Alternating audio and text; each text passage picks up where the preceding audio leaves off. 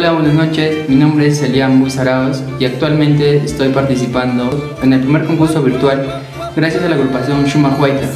Bueno, el motivo de mi participación en esta oportunidad es recalcar y rescatar el folclore pumabambino. Hola amigos, mi nombre es Stephanie Ponte Cirilo.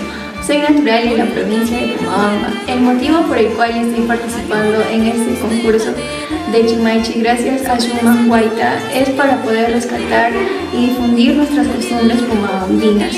Esperando que les guste nuestro video y nos puedan apoyar con un like y compartir. Gracias.